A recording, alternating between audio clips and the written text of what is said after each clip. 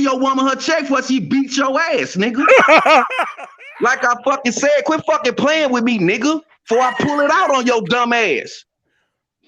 Oh fuck is we talking about? Matter of fact, since I dished your profit, let's see then. Let's pull it back out then, method. Let's pull this motherfucker. It's at the beginning. It said his life, right? Don't it talk about Muhammad's life, my nigga? What about the first revelation right here, right? And it says, it was there one night toward the end of a quiet month that the first revelation came to him. He was 40 years old at the time. He was meditating and he heard a voice say, read. He said, Muhammad said, I cannot read. The voice said again, read. He said, I cannot read. A third time, the voice repeated, read. He said, what may I read? This out the Quran. Method? Yeah, should we just get back to boxing, man? I don't want to resist to go into I know, let's get back to where we was at before Method started calling my name. Yeah, because you just like your motherfucking prophet. Can't read, punk ass nigga. Fuck is we talking about? And that's how you humble a bitch again. Nigga, quit playing with me. I'ma knock your bitch ass nigger ass out every time. Jimmy, You ain't what's shit good, about you Jimmy? Muslim, nigga. Shut that shit up. What's good, Jimmy? What's good? What's good, Jimmy? Yeah, look at him, man. See? Quit calling Labanaya Hebrew, man.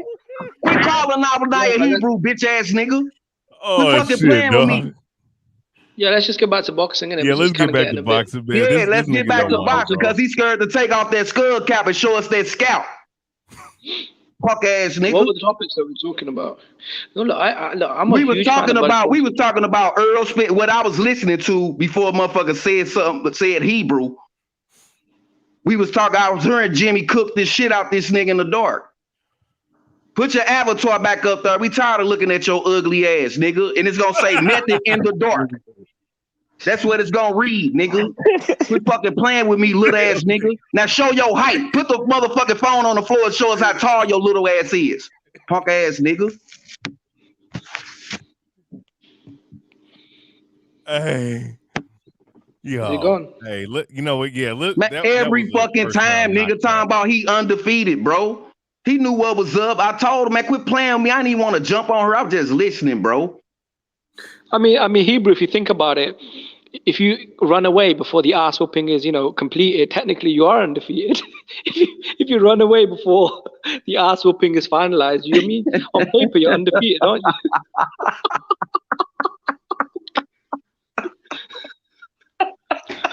Yeah, I don't know what the fuck, bro. Hey, man, that's fucked up, Jimmy. I'm trying to trip off this shit.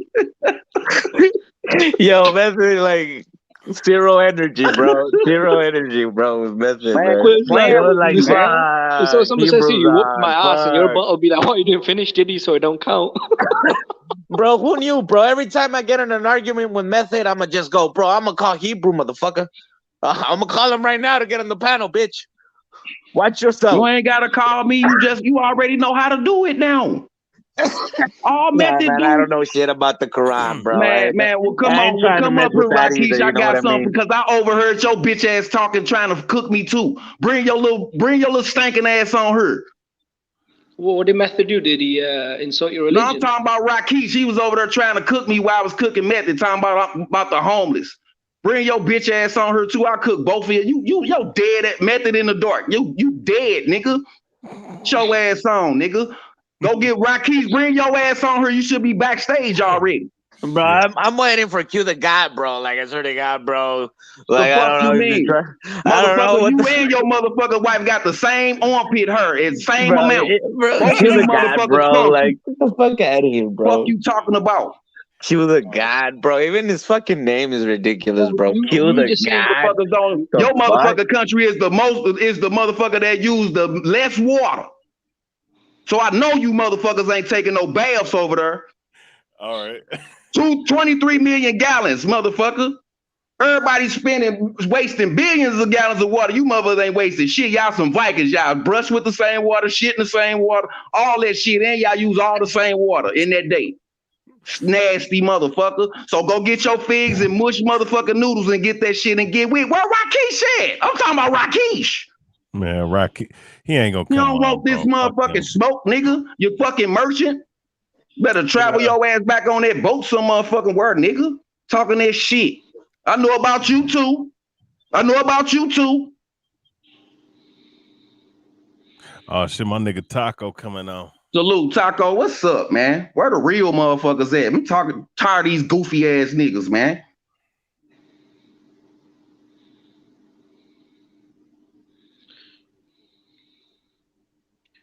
That shit can't even contain me no more, bro.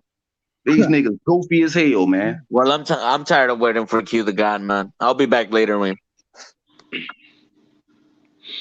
No, I was gonna say, look, for many years I've wanted the Crawford Spence fight, but it's been 4 or 5 years now. I think it's just like historians said, and they're like, let's just move on now. Like the fight's not even that. Like it's a good fight, but it's like nothing Jimmy, special, I'm you know with what I mean? that. Let's talk boxing, man. I don't even know the Crawford Spence fight is a good fight, but it's not this amazing legendary fight that we just sit around and wait 10 years for. You know what I mean? Yeah, it's pathetic at this point, man. I'm done. I want to see the Earl Spence Crawford fight. If it don't happen, the next thing smoking is Boots and Bud. Like I said, if he don't get in the ring with, if he get in the ring with, that's my dude. Bud, my dude. But if he get in the ring with a less competition, bro, you ducking, bro. Fuck all that, man. Man, what's going on, man? Get it. My niggas, man. You feel Everybody me? get it, bro, Going in the on game. in this motherfucker, man? What up, Taco? Cali in the crib. What's up with it? I hear you on here cooking motherfuckers, bro, man. Doing a lot of cooking on here, man. A lot of cooking. Man, that's what we do here, Taco. You already know. No, and it's not even like I don't want to see motherfucker, hey, Taco, motherfucker drug me into this. I was just on the bench listening. I was watching the game, bro. Oh, shit. What game you was watching? I was watching the panel. This the game. The bench is the bench. In the chat, I was on the bench. Coach said, go on in there. Coach said, go on in there. The nigga called you, go on in there. So I came in this motherfucker. Now whoever called me in here, gone. Man, nigga came in the game off the bench hitting 30. Man, hit 30. Hey, Taco, you silly, man. I hit 30 straight up. Oh, I was off the bench, though. Nigga wasn't even in the game. Nigga was in COVID protocols and shit. They had to call. They called a nigga like, nigga, hold up, nigga, get in. Hey, Taco, I was the only one scored in the second half, 30. You know what I'm saying? Hey, I don't hear nobody else, bro. I don't think they don't want the smoke. They smell what you cooking and they don't want it. They say, man, already know, like, man. Hey, y'all can hear me. Y'all can hear me. Y'all can hear me. Man, motherfucker, hear your goofy ass, nigga. So y'all can't hear me. Y'all can't hear me. I fix my Bluetooth. We don't need to, but we can. All that bullshit you was talking, fuck my Bluetooth up, yo. Oh, dusty ass niggas. Man, y'all niggas on their way out. Boy, I can't wait till your old ass get out the game, boy. You need to hang that shit up, bro. He say You all too that old shit to do like that, yo. You should be ashamed of yourself, yo. I need to find a sponsor for your dusty ass, yo. You need to stop that shit, yo. I need to stop. You too old to be that broke, yo. What broke got to do with me checking the fuck fuck out your bitch and you still fucking up, boy. Get your shit together, man. That shit is a shame, yo. That's a shame. Hey, man, my shit together. I'm ashamed of you, yo. I'm ashamed. Hey, listen, Method, I'm mentally together. That's what the problem is. No, you're not, because you still fucked up the bag. That's what your problem is. Here we go, man. Once again, how many times do I have to knock you out, Method? Have you ever seen that movie Porky's Revenge and the little dude just did not get enough? They just kept beating his ass. He just kept going back over there, man. He just kept getting his ass whooped, right? Remember that movie Porky's Revenge? Oh, no, you a snotty-nosed little kid. You don't remember that movie. I'm tripping. Stop coming over here, Method, man. Stop, man. Talk to somebody else because you can't fuck with me, man. I love the bag. Listen, Method. We was talking about I love a bag. Man, you love pots, little ass nigga. I love the bag. Get into a bag. You don't know nothing about that. You don't know the bag. You don't know nothing about that. What? You love the bag? You like racing with the little kids in the burlap sack? You love the bag? I love a bag. You don't know about that.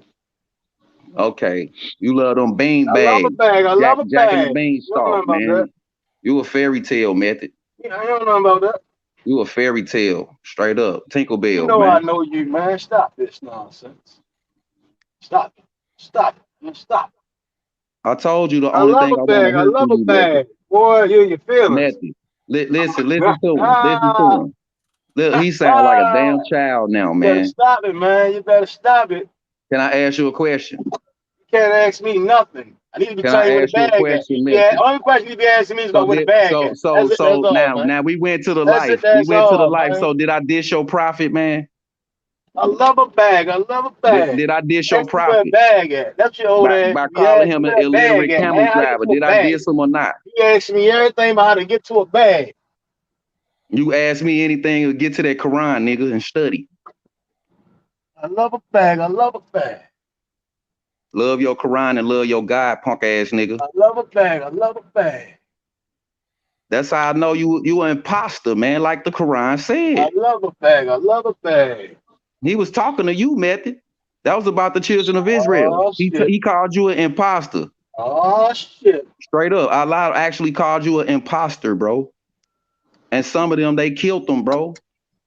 love a bag. I love a bag. You know how serious that is, Method? You know how old Or is I you am, gonna be a man. fucking kid? Or you gonna run be a that type kid? foolishness Or you on gonna me, be a man. kid and Stop play it, your man. little Well, I Arabic gotta do this language paperwork. I'll language be right back recordings, over man? once I get this paperwork You done. gonna go This is actually why I play study, this or you gonna bag. go You play your dig? little Rosetta Stone Sneak this recordings and shot, this and memorize them? all that shit.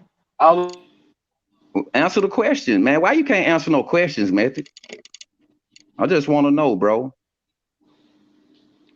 See, there you go. See, can't do it. See, that's all. Jimmy, what you was saying, Jimmy? Go ahead, man. No, I was saying I've just kind of lost hope with the Spence Crawford fight. I mean, I wanted to watch it, but I mean, let's just move on as fans. I mean, let's be honest, it was a good fight, but it wasn't this legendary, amazing fight that we have to sit around for 10 years. It's a good fight, but you know, I mean, Crawford versus Virgil, that's a good fight. Crawford versus Boots, that's a good fight. You know, Crawford versus Taylor, that's a good fight. If Thurman finds a way to bounce back strong, let's say he knocks out Barrios, looks good. I mean, that's a good fight. Spence will probably move up to front four once Charlo leaves the division, and then that's it, I guess. I kind of want this era of welterweights to kind of move on. I'd like to see where Boots and Virgil and stuff go. I think Crawford will probably have a few more big fights and then retire himself. With Bomako saying they want to be done by 35. So I think Crawford will probably mix it up with one of the younger guys, Boots or Virgil. Maybe fight Taylor. I think that's a good fight. And then just, I guess, try and become undisputed once Spence leaves.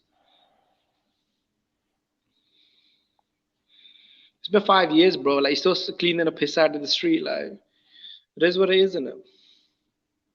Apparently, Mikey Garcia can leave. He can come to PBC, fight Broner, fight Spence, and then run off to the zone as a free agent. And Canelo can come over as a free agent. They can do Fury Wilder as a cross promotion. But for Bud Crawford, he has to jump through fucking hoops of fire and, fuck a dragon on the moon. And, you know what I mean?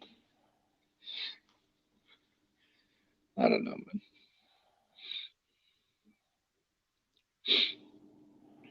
Yeah, I mean, it's a bunch of bullshit at this point.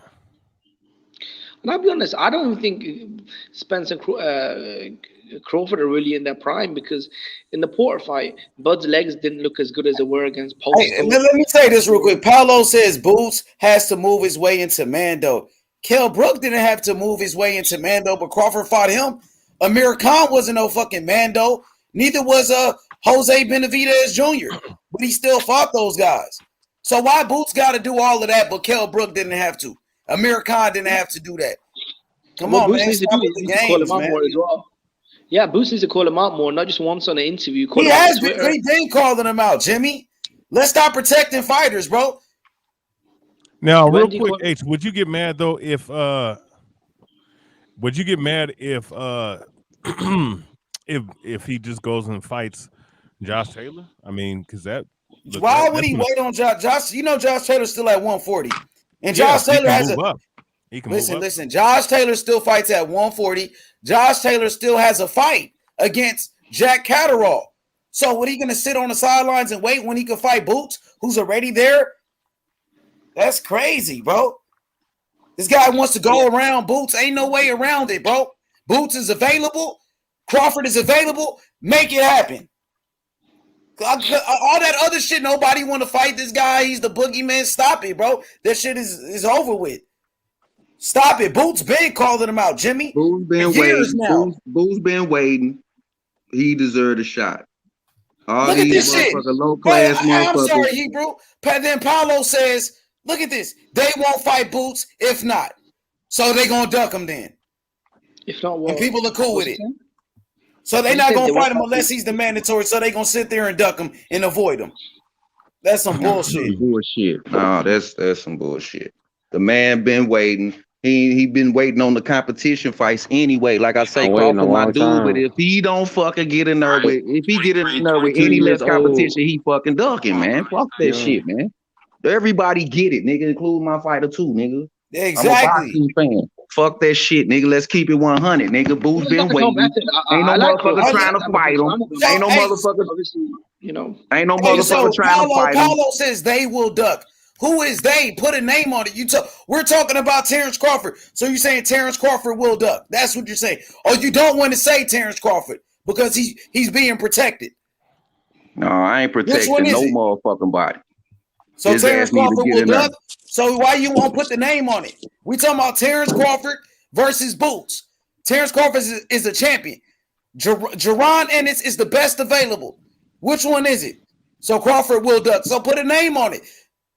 When y'all say Earl Spence is a duck, you put his name on it. But when it's Crawford, you don't want to put his name on it. Which one is it? Crawford will. Okay. Crazy. Man, keep that shit. Keep that shit. Go ahead, Hebrew. Go ahead. Nostalgic. I've been talking. Go ahead. I've been talking. Go ahead. Keep going. That's what I'm saying. If you know what I'm saying, if Boo's been fighting all these motherfuckers contender and shit, man, when this man gonna get his shot? Yeah. I like all the motherfucking fighters, man. I want to see the game grow. I want to see the game grow. Go ahead, Jimmy. Is he Spence's mandatory, Boots? I think he is. Yeah, Boots is in unification. We know unifications trump mandatories. So Earl Spence is fighting Ugas the champion. The same Ugas that Terrence Crawford was just saying, I want to fight. Terrence Crawford put out his hit list. The 3 fighters he want to fight. He said Earl Spence, Ugas, and Keith Thurman. So it's okay for Terrence Crawford for want to fight Ugas. When Terrence Crawford wants to fight Ugas, people are okay with it. When Earl Spence, he fights Ugas, everybody got a problem with it. But Crawford just said he wanted to fight Ugas. So which one is it? Crawford said he wanted to fight Spence first, though. He said he want to fight Ugas too, though. He said he wants to fight Spence. Crawford said he want to fight Ugas. Crawford said he want to fight Ugas. So when Crawford said he want to fight Ugas, y'all okay with it. But then when Earl Spence fight the same Ugas, now all of a sudden it's a cherry pick. That's being a hypocrite and fucking that's a double standard, bro. You know what I'm saying? The same fight fans was just asking Earl Spence to fight Jaron Ennis, saying, "Oh, Earl Spence is trapped. Jaron Ennis is his mandatory." But Earl Spence is fighting Ugas, the same guy that Terrence Crawford wanted to fight in a unification, champion versus champion. Now everybody, now fucking Boots is the best available for Terrence Crawford. Those same people saying, "Oh, Boots ain't ready for Terrence Crawford, but he's ready for Earl Spence." Y'all niggas crazy. Lost your fucking marbles, man. Hey, I mean, look, I want to see the fight. You know, don't get it twisted. I'll watch the fight, yeah, man. I mean, to be honest, I really haven't watched that much of Boots. The few fights I have seen, it looks really good. I really haven't even seen him tested on the chin. So hey, check this out. Havoc said, let's all pretend like we don't know who Boots is. That's what they're doing. I'm getting that vibe from the Terrence Crawford fans. Oh, Boots don't bring nothing to the table. He's high risk, low reward. He needs to get a belt first. Man, he undefeated, brain. That's what he brings to the motherfucking table. What I see. Yeah, I mean, what the fuck did Kell Brook bring to the table? What the fuck do he need? What else do he need? He beat every motherfucker he came across. Yeah, he's a top 5 welterweight. He's undefeated. You nigga, and he's recognized as one of the best. We all know who he is, but now when it comes to our favorite fighter, Terrence Crawford, fighting this guy, now, Boots ain't did nothing. Boots don't deserve the shot. Boots needs to get a belt first. That ain't how I watch boxing. That ain't how I watch boxing, bro. I mean, that ain't how I go, bro. But who do you think should be in front first, him or Virgil Ortiz, though? Virgil Ortiz has got a fight already. You know what I mean? Virgil Ortiz is about to fight McKinnison from the UK. So they the Virgil only two loose strands, bro. Virgil Ortiz, he's fighting somebody else. So they the only two loose strands, bro. Who's the best available? Jaron Ennis. Virgil Ortiz fighting somebody else. Earl fighting somebody. Virgil Ortiz fighting somebody. They the only two loose strands, bro. What we talking about here? That's the only available fight that the fight fans at least get want to watch a competitive fight, bro. Yo, can I say something real quick, bro? I just want to point out, bro, that is like Glenn Ivory Diaz, bro. Major Key Boxing is just about that, bro. We ain't worried about that, bro. No, he's ducking southpaw, we bro. Good, bro. We good, LT. All right, fuck it. We good. Don't worry about that. I'm gonna say this, yeah. I think Bud's next opponent is depending on who he signs. So if he signs to PBC, it'll probably be Boots.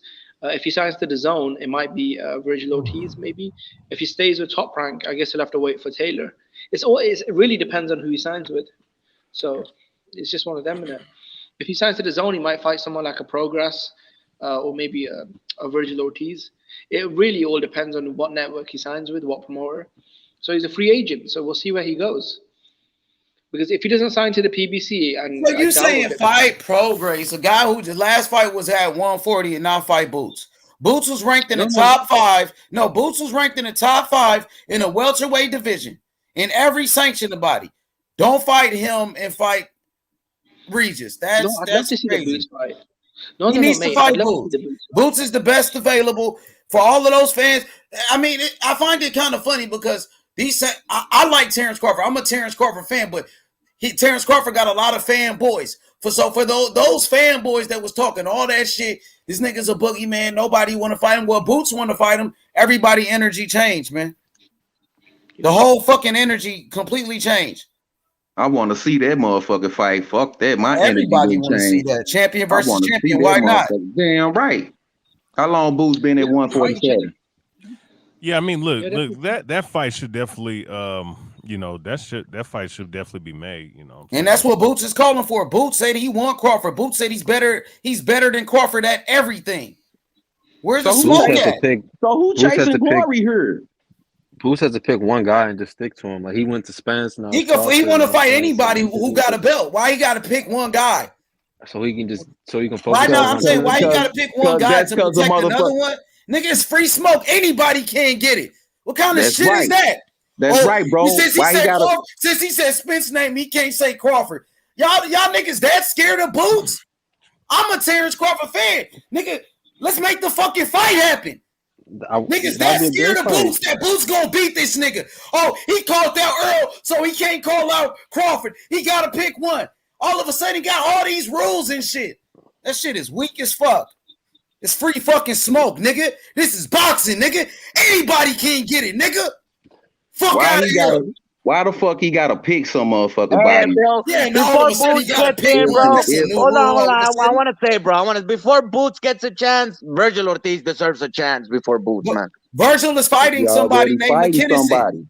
Virgil already fight. He got to fight in the UK against a guy that we don't know. So Virgil, he doing something else. So he waited long enough, and then the fight came for him. LT.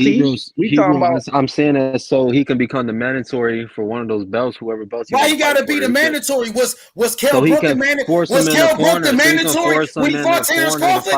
Was Amir Khan the mandatory when he fought Terrence Crawford? No, he wasn't. Kell Brook wasn't the mandatory to fight you. That's why. Why he don't want to fight him? But he fought. Did he fought Kell Brook? Was Kell Brook the mandatory and Terrence Crawford fought him? No, he was not. Was Jose Benavidez Jr. the mandatory? What about Danny Garcia? No, he wasn't. What about Danny Garcia? He shouldn't even took that fight. We talking about Terrence Crawford. Why the fuck you trying to hold this nigga hand and be a fanboy and protect this nigga? I mean, you don't think you can beat him? Nah, you talking about fucking Boots need to be the mandatory. Was Kell Brook the mandatory when Crawford fought him? No, he wasn't. So what is you talking about? Why Boots got to do all these special things that nobody else had to do? Free agent, make the fight, man. Ain't trying to hurt it. Make the fucking fight, simple and plain. We don't want to hear that other shit. Oh, Boots got to do this. Boots got to get a belt first. Boots got to become the mandatory. Motherfucker, Amir Khan wasn't the mandatory, and Crawford fought him on the pay-per-view. And it's a challenge for both of them, man. Competitive fight. That's what I want to fucking see, man. Who is the best? Who gonna chase the glory? That's where Undisputed, it leads right to Undisputed, bro. Just stop playing with this thing, man. They the only two motherfuckers loose out here, man. This narrative that nobody want to fight Crawford, but Boots is calling him out. So let's stop the cap. Earl Spence is fighting Ugas, who's the champion, unification. What Crawford gonna do? So Crawford gets to sit and do nothing? People call out Crawford. So Crawford gets to sit there and do nothing? Give Boots the shot then. Motherfuckers been dick sucking fighters for so long, my nigga. They don't keep it real. Give Boots the motherfucking shot so we can see a good ass motherfucking fight. That's just gonna be another one. Yeah, he should fight Boots. No, I'm not saying no. So Chris said he's gonna end up like Benavidez Jr. Man, Boots wasn't shot in the leg like Benavidez Jr. was. Boots is on a different level than Benavidez Jr. But he fought Benavidez. And if Boots gonna end up like that, so be it. Okay, who cares? Knock him out then like he did Benavidez. And let's stop making excuses. And waited on Earl Spence, and Earl Spence fighting Ugas. What the fuck Crawford gonna do in the meantime? They asked Crawford about fighting Boots, and Crawford said, oh, he fights just like me. Oh, I like him. And Boots said, nah, I don't fight nothing like that nigga. I'm better than that nigga. That's what he said. Nigga, go see that young nigga then, if that's the case. If he's green, if he's not ready. If he ain't ready, just knock him out and get it over with. Yep. Instead of beating around the bush and go around Boots. Yeah. It's gonna be the same thing like it was happening to him. All of a sudden, Boots gotta be a fucking mandatory. Was Kell Brook a mandatory? Was Jose Benavidez Jr. mandatory? No, they was not. No mandatory. What was Amir Khan washed up ass a fucking mandatory? No, he was not. They can make that fight right now for next year. But Boots got to do all this special shit, all this extra shit that nobody else had to do. None of Crawford other opponents had to do. Man, quit playing with Boots, man. They can set I know Boots is a real threat. Crawford know Boots is a real threat. That's why he ain't trying to see that young nigga, man. Man, they can set that motherfucker for mid-July right now, bro. Yeah, Havoc. Just like Havoc said. Knock him out and get it over they with. can do that shit for no. Fuck all that, that gap between fighting. They can fight literally in April, man. Thank you, historian. Thank you, fight bro. in April, man. To be honest with you, they can fight in March. Yeah, late March. Yeah, before the Spence Early December, January, yeah. February, March. You're telling me motherfuckers can't fight every 3 months? Fuck that, bro. Yeah, that shit is crazy. Go ahead, Jimmy.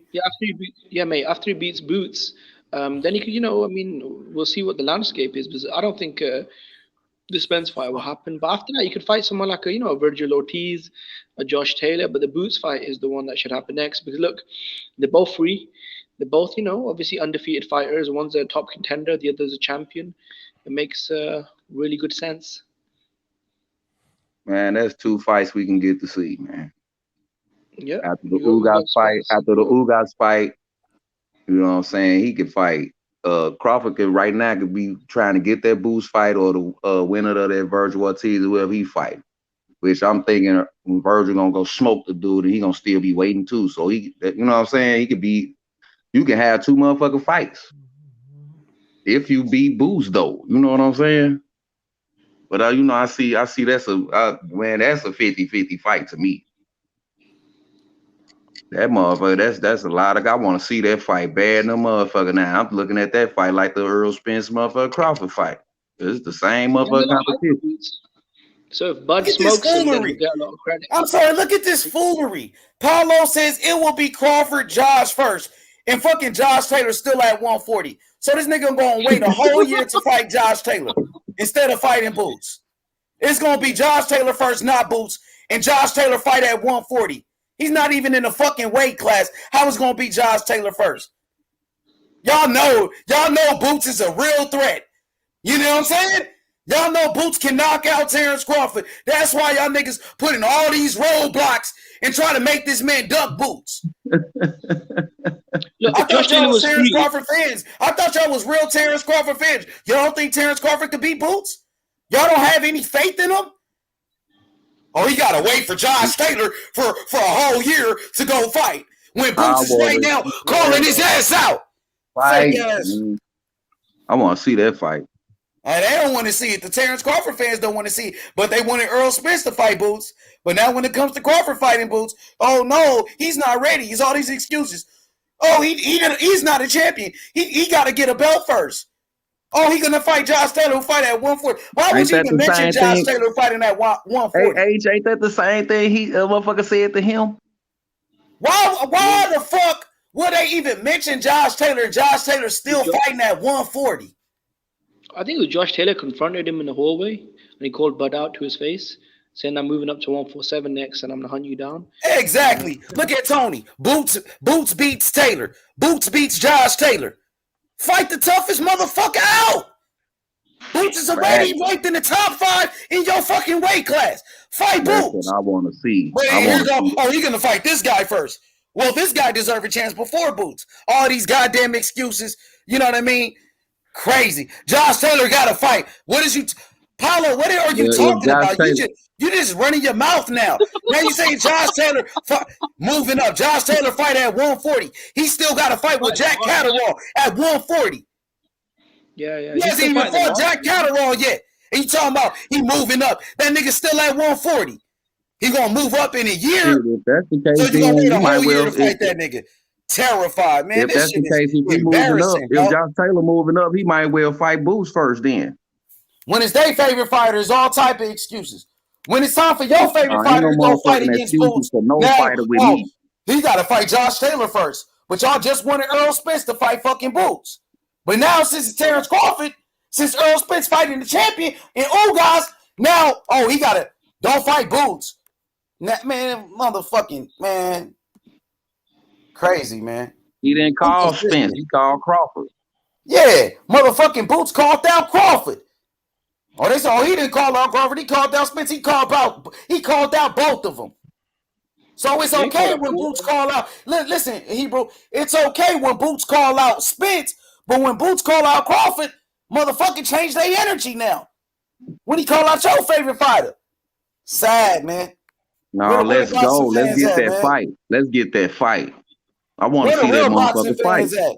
Niggas are just dick suck whoever they want to dick ride, man. You know what I'm saying? Like I said, and if he fight any less competition, my nigga, straight up, nigga, you know what that is. Fuck that. Tomato can. You know what the crazy thing is? He could do both, though. He could fight Boots in March or April, and then Taylor at the end of the year. It doesn't have to be one or the other. Bud could do both. Right. Fight Boots first. Hey, look, that shit is crazy, man. They so scared of motherfucking Boots. Nigga, Terrence Crawford is pound for pound, one of the best fighters. You know what I mean? He should be able to beat Boots. Y'all say Boots ain't Mr. G, what the fuck is your bitch ass saying? Mr. G, Boots is so great. Mr. G, I said I want to see the fight. I'm agreeing with H. What are you talking about?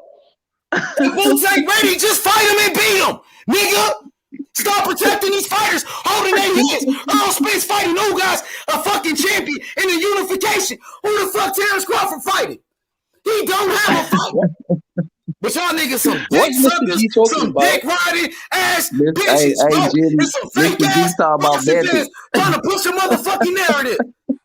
Bitch ass niggas. Mr. G, what the fuck did I say? I didn't want to see the fight. I'm agreeing with him.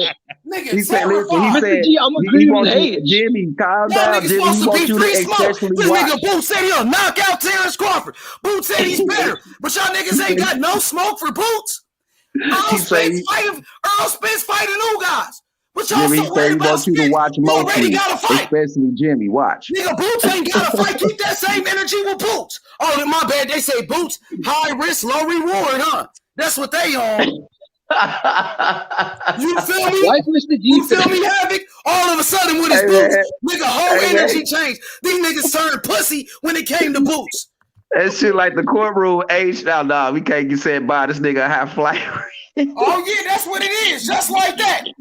Motherfucking nigga, Earl Spence about to fight Ugas, a champion in the unification for 3 belts. Terrence Crawford ain't doing shit. He just sitting on the sidelines. And you bitches, man, come on, man. These niggas straight up hoes, fake ass boxing fans. All they do is dick suck their favorite fighter. Hey, man, this is what happened when this shit be new to me, man. No. Hebrew, can I just make my point, yeah? Mr. G, that was Method saying he didn't want to see the fight. I was agreeing with H. What are you talking about? BH, how many times? BH, did you not hear me? How many times have I said I want to see the Boots fight? Why the hell is Mr. G talking shit about me? I've said it 1,000 times. I'd like to see the Boots fight. Yeah, that's a good fight. Please hit the link or please exit the chat. Thank you. Look, guys can hit the link, or they could just, That shit is crazy because everybody. It's funny how them Terrence Crawford fans, they just wanted Earl Spence to fight Boots, but Earl Spence got him a better fight against Ugas. Ugas, who just beat Manny Pacquiao on a pay-per-view unification, champion versus champion. Right. Earl Spence fighting Ugas, champion versus champion. Fucking Terrence Crawford needs to fight. Why not Terrence Crawford fight Boots? Now, motherfucker, whole energy change. Kind of motherfucker, man. Fake ass boxing fans, dick sucking ass, bitch ass niggas. That's the boxer fans. Boxer. Just last week they were saying Earl Spence need to fight Boots because Boots is his mandatory. Boots is ranked #1. So then Boots got to fight Earl. Earl ducking Boots. Motherfucking Earl got a better fight against a champion. The same guy that Terrence Crawford just saying he want to fight Ugas? He just said that a couple weeks ago. So Ugas was good enough for Terrence Crawford to fight, but when Earl Spence, he takes that fight. He's fighting Ugas, the same guy that Crawford wanted to fight. Y'all got a problem with it, but y'all didn't have a problem when Terrence Crawford was calling out Ugas. But when Earl Spence take that fight from Crawford, now y'all bitching and crying. You motherfucking pussies. Fake ass boxing fans. Yeah, you already know, Havoc. Terrence Crawford just did an interview, said, my hit list, Keith Thurman, Ugas, Earl Spence. All of these guys got to fight. Earl Spence fighting Ugas, so you can't fight Earl Spence or Ugas. But it was okay when Terrence Crawford said he want to fight Ugas. But when Earl Spence get that fight, now it's not a good fight all of a sudden. Man, these niggas fake as shit, pushing narratives, and they some dick-sucking ass bitches, bro. And fake ass boxing fans on top of that. Man, what happens when Ugas beat Earl Spence? He got the unified, right? Then what we gonna say? No, he has to fight. Talking that dumbass shit about Ugas. There's gonna be a whole bunch of more bullshit narratives. No, Ugas, if he wins, he has to fight. Who's that guy that Errol Spence paid money to so he could step aside? Stanionis. Yeah, he has to fight him because asking Stanionis to step aside 2 times, I don't think he'll do that. Shit, we know unifications trump mandatories. We know undisputed trump mandatories. We already know that, bro. No, but that's only if the mandatory has applies to this fight. You know what I mean? When people wanted to see Deontay Wilder fight against Anthony Joshua for undisputed, what we say? When Deontay Wilder, he had a mandatory at the time, Dominic Brazil. We said what? No, Deontay Wilder don't have to fight Dominic Brazil. He could go fight Anthony Joshua because undisputed trumps mandatories. Unification trumps mandatories. Same thing applies right here. But nah, because it's not our favorite fighter, now we want to push a narrative, man. That shit is weak. That shit got to stop. At the end of the day, Terrence Crawford needs a dance partner. Jaron Ennis is the best available. If Jaron Ennis was good enough to fight Earl Spence, he should be good enough to fight Terrence Crawford as well. They know he's a real risk. Go ahead, Jimmy. Yeah, mate, it's not even close. There are no other options out there for Crawford. Ugas and Spence are busy. Virgil's busy. Taylor's still at 140. Boots is the only logical fight out there with credibility. He's an undefeated, young contender, ranked top 5 in all the bodies. So yeah, right. Man, just all together, Havoc. It's just a good fight, man. And we want to see it. Talking all this damn cleanup, the broom ain't got no goddamn bristles on it. Why you sweeping? What the fuck? Let's get the motherfucking fight going, ground, bro. Yeah, the motherfucker scraping with plastic. Ain't no none of that shit, bro. Come on, man. What you say, Jimmy? He's still cleaning out the motherfucking gutter, sitting down and doing shit. What kind of shit is that, man? I want to see the motherfucker fight. Hey, my boy Havoc said Thurman tied up. Yeah, he is tied up. And the thing is, Thurman hasn't fought in 3 years, but Terrence Crawford said he want to fight Thurman, who ain't fought in 3 fucking years. They asked Terrence Crawford, what is your hit list? Nobody want to see that shit. Nobody want to see that shit. Why the fuck is Terrence Crawford even calling out Thurman, who ain't fought in 3 years? Thurman ain't did shit in a long ass time. Why Crawford said he want to fight fucking Thurman, but he won't call out Virgil Ortiz. He ain't calling out Jaron Ennis, but he'll call out Thurman, washed up, old ass. Thurman, who ain't shit no more. Why did you turn the direction of the motherfucking path to glory? You turning back. You turning backwards, bro. See what I'm saying? Every motherfucker body get it, man. With me, I'm a boxing fan. How the fuck you gonna turn around and go down? You get the WBO. Why ain't you looking forward? You gonna look back to Keith Thurman?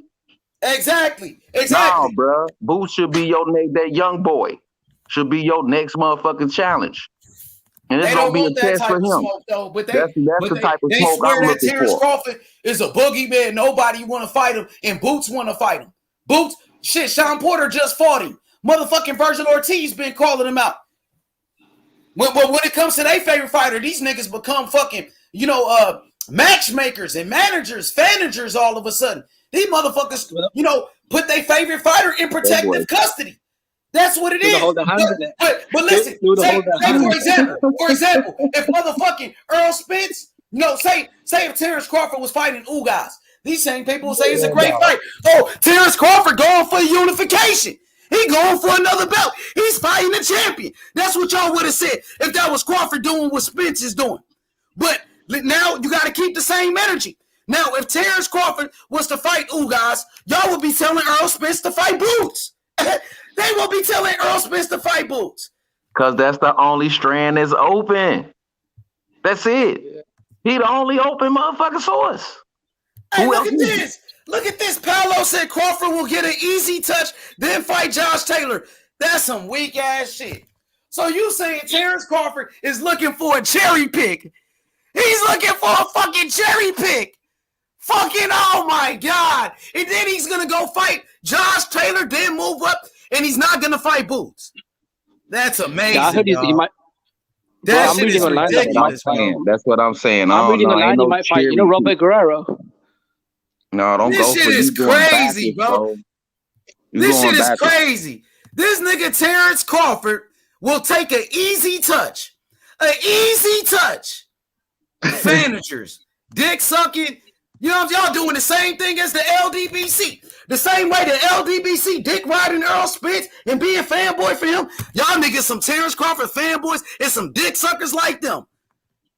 That's what it is, dog. That's exactly what it is at this point, man. You a motherfucking fighter, bro. Fuck all of that. Poor management and all that old promoters and shit is fucking shit up. Hey, look Fuck at all Aries. that, nigga. He Get said that fight. Crawford versus Victor Ortiz. Man, I wouldn't be surprised if he did fight that motherfucker. Victor Ortiz, old ass. You know what I'm saying? They said an easy touch. Y'all niggas, y'all doing too much shit talk. Y'all talk too much shit for Crawford to take a fucking easy touch. The way y'all niggas talking, he better be fighting killer after killer. Why we ain't talking about this young boy, man? Boots Ennis. Why we ain't talking about this young boy? Because they know Boots can beat Crawford, and they don't want that. I'm saying, they man. They terrified of Boots. They scared. They scared Boots to hit the motherfucking link. They so pussy they won't even hit the link right here. I seen Don't debate me like a motherfucking man. That's how scared they young is. Boy, man, and I'm talking about, man, I want to see that fucking fight. It's softball too. I want to see that. You need to make that motherfucker fight happen. You need to make that fight, bro.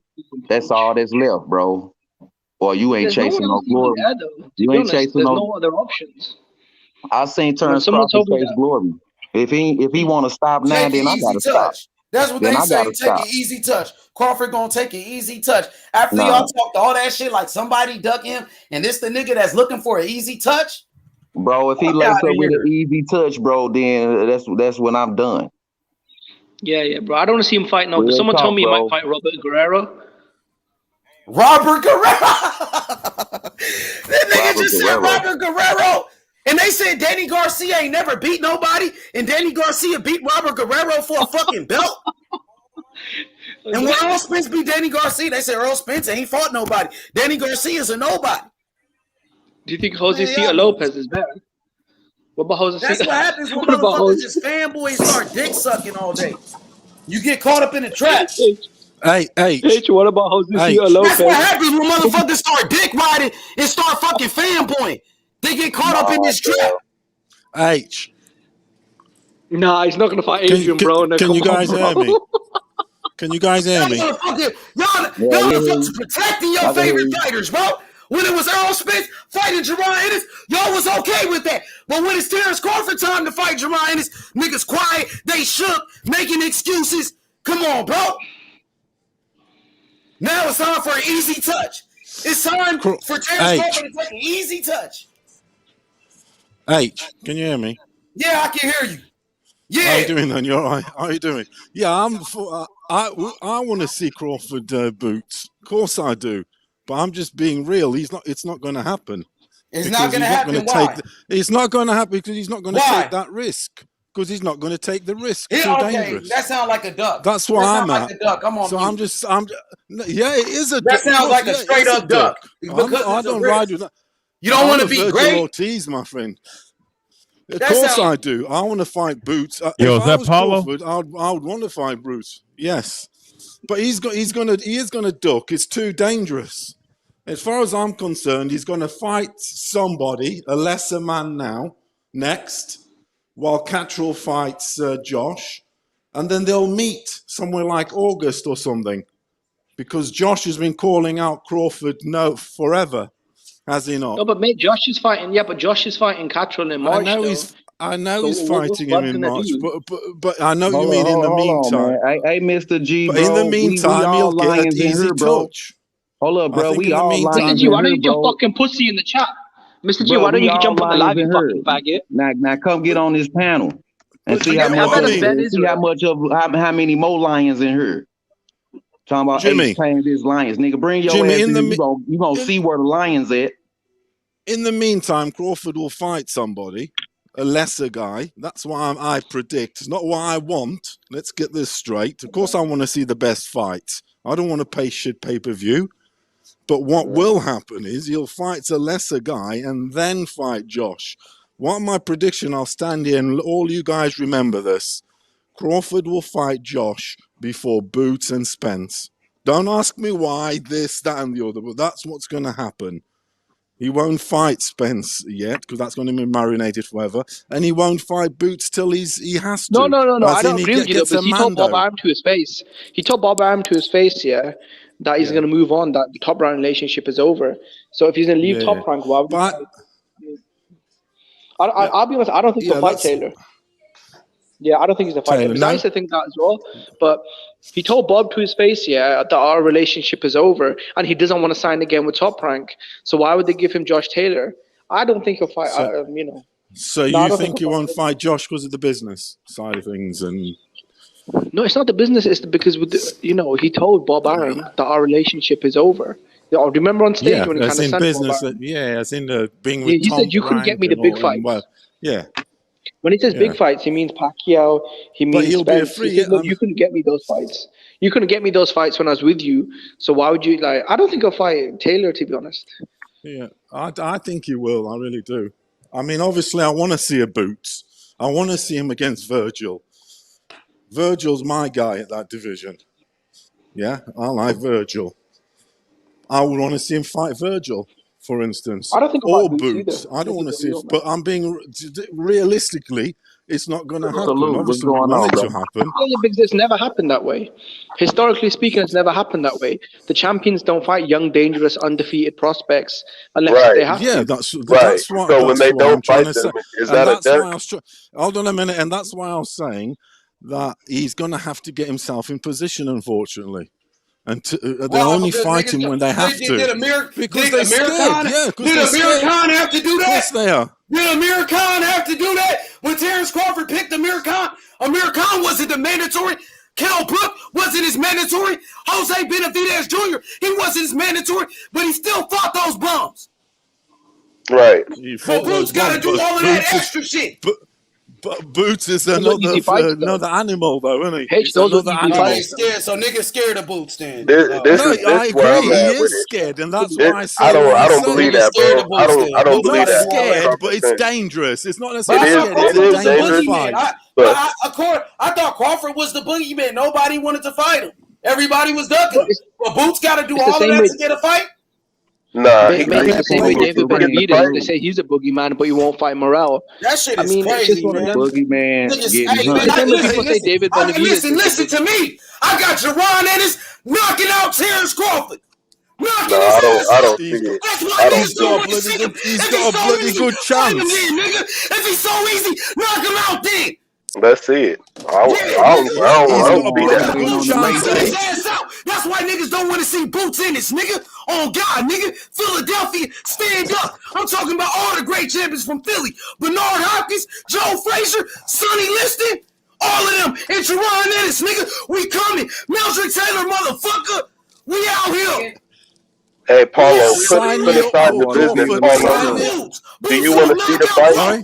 Do you want to see the fight, Paulo?